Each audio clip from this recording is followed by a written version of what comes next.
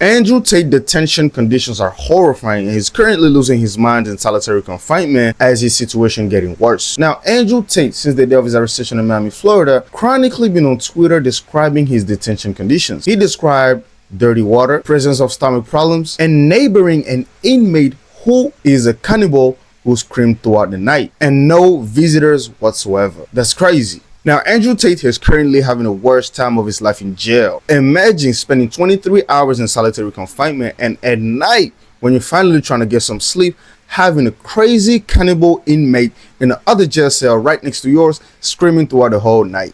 Brutal. Now, some Andrew Tate fans managed to record him when he was in solitary confinement. Here go the video. He's doing a keto. He's doing a keto. No. That is Andrew Tate right there. He's watching us record this video, and nobody's going to offer this perspective that we're going to offer. And Andrew Tate's the only one that's going to understand it, and he's going to take our advice, and he will fly us out and have a meeting and a podcast with us. Mark my words. Somebody said on Twitter that Andrew Tate and his brother are reportedly facing intense hostility and verbal abuse from other inmates in Miami Federal Detention Center, with their lawyer alleging that they have a target on their backs. Now, the current persecutions Andrew Tate and his brothers are currently going through are a pretty normal thing in jail. Let me explain myself. If you go to jail because you've committed certain crimes, and I'm talking about abuse towards children and things of that nature, every single inmate is going to look at you as a target. Because even in jail, there is a hierarchy of crimes that you don't commit, and children-related crimes are one of them. Andrew Tate tweeted day 11 in SHU Special Housing Unit. This is punitive housing for people who murdered their cellmates. No commissary, no phone call, no yard time. Andrew Tate also says that these special housing units are what the US government provides terrorists and psychopaths. And he also says that he's innocent, he's an American citizen, and that he is an extradition detainee, so he doesn't deserve to be treated as such. Andrew Tate also says that he received thousands of letters from the UK. They all say that we are heroes, that everybody loves us, and that nobody believes in the UK government. They're also asking me why the US is treating me this way. Andrew Tate and his brother Tristan have been accused of the most heinous acts towards women in the UK, and a lawyer actually came out and gave her personal take on all the charges that have been put against the Tate brothers and on why they're currently locked up. Met Tristan Tate when he came to visit Miami. They met online and then ended up meeting in person. And, you know, she thought he was charming and she thought he was impressive. He was really successful. You know, he was showing off as he does. Like, she felt incredibly special that he wanted to spend time with her and that he was interested in her. She said, like, he made her feel incredibly special and she thought they were falling in love. So when he invited her to come to Romania to be with him, she was excited to go. And, you know, they paid for her ticket to get there. She flew over to Romania. She essentially started seeing red flags and felt like things were not right from the beginning.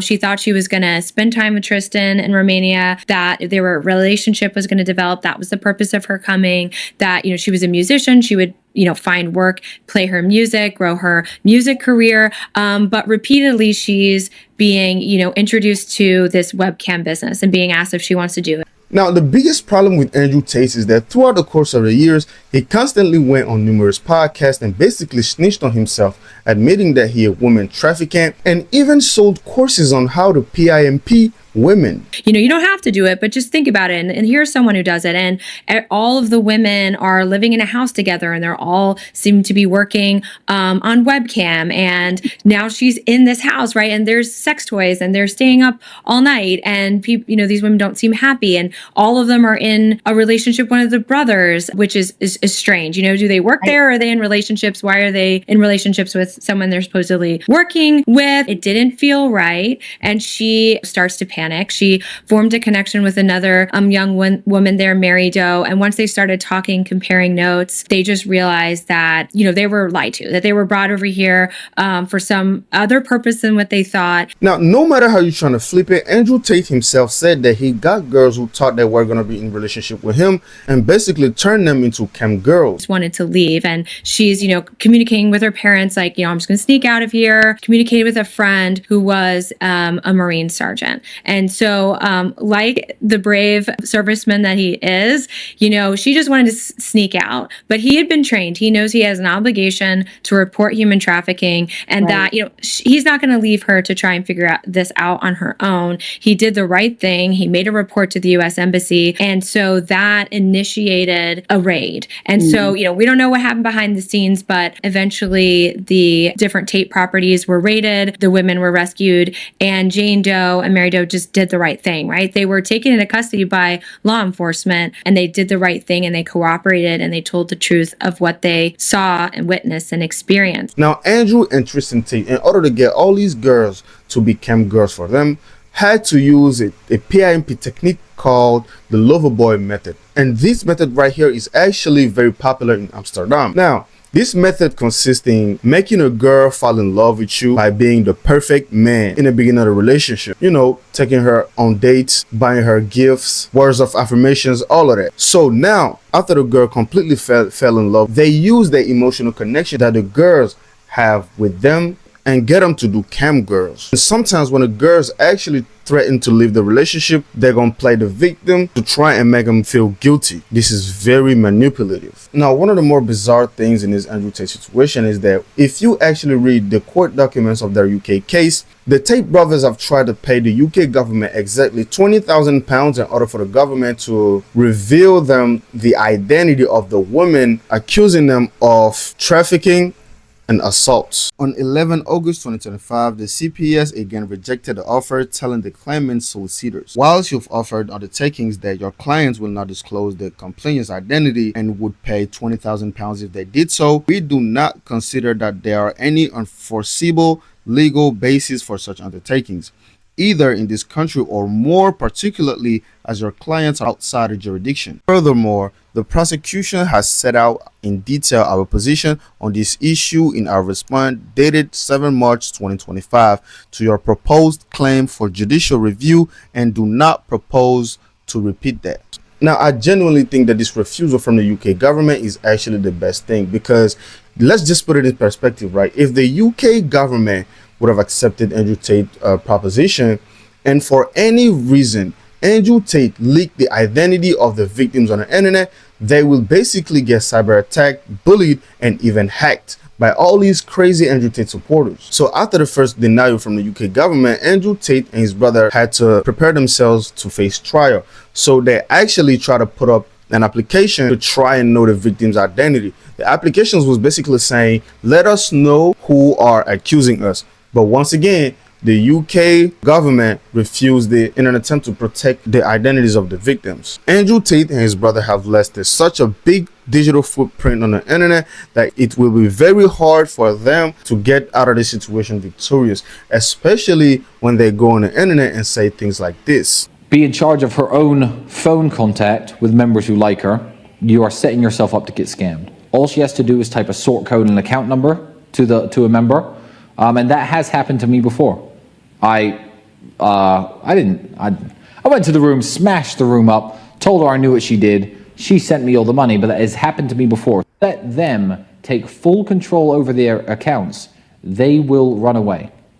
I like to keep the girl's passwords. I log them in and log them out. If you give the girl the password to her account, there's a chance she could run away and try it by herself. I've had that happen. It's interesting, for a lot of people, the dichotomy of your life is an interesting one.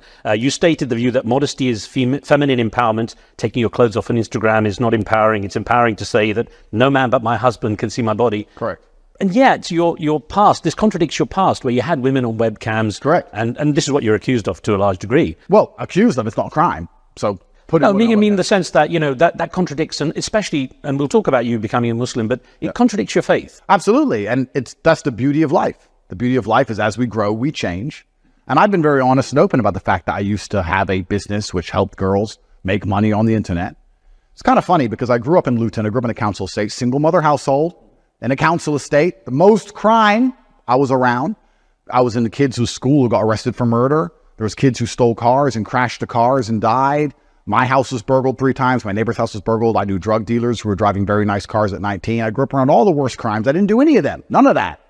What did I do? I helped people get traffic to a website. Now, what will more than likely happen is that Andrew Tate and his brother Tristan will get extradited to the UK. Now, when facing trial, these videos of them basically confessing on camera will get played in front of them in an attempt to prosecute them. So basically, they're gonna get put behind bars because of their own mouth.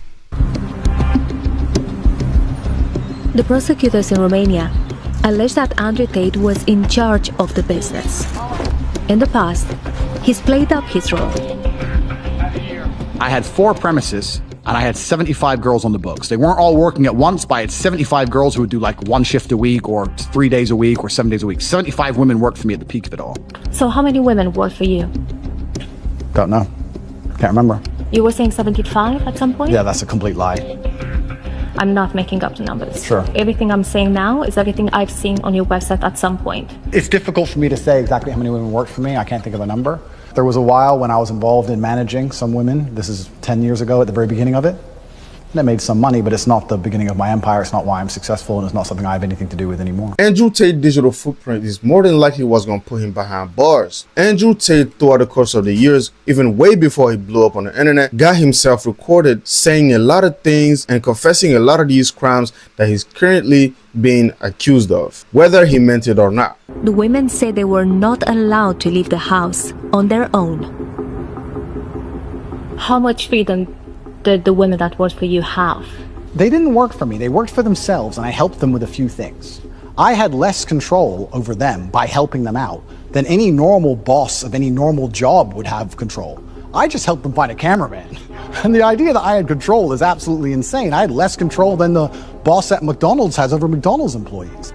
But Andrew, what you're saying is diminishing your whole webcam business to just being the person who found the cameraman for the Correct. women. I'm telling you, there was never a substantial webcam business that made £300,000 a month. So you lied about it? It was, I wouldn't say it was a lie. Certainly there's been a lot of exaggeration online. I'm certainly not the only one guilty of it. I think everybody on Instagram is exaggerating. Filters exist, rented cars exist. People exaggerate on the internet. I'm the only person who's being punished for it. Heaven forbid. If I wasn't famous, would any of this be even mentioned? No, of course not. So I did this back then. I was a younger man. I didn't know then what I know now. Now I have different morals and different principles and a different outlook on life, and I wouldn't do it again, of course. And I'm sure if you ask any 37-year-old if he thinks the same as he did when he was 21, well, they're probably going to say no. Jay-Z used to sell crack. He was a drug dealer. Now he's a mogul of the music empire. That's how it goes. That's life. Sometimes as a man, you got to get out of the ghetto. It is what it is. And I'm not going to sit here and say sorry for it or pretend to be sorry. I know that I didn't do a fraction of the bad things I could have done or was offered to do. I mean everything I said here. I mean that female empowerment is modesty. A woman who is powerful doesn't have to be ogled and stared at by random men, because when she decides to cover up, she's saving herself for the people she cares about or believe gets to see her. That is empowerment. I believe girls who get constantly naked on the internet are not empowering themselves. They're actually embarrassing themselves. I do believe that. Did I once profit from that 15 years ago? Yes. So you've evolved. Of course. I think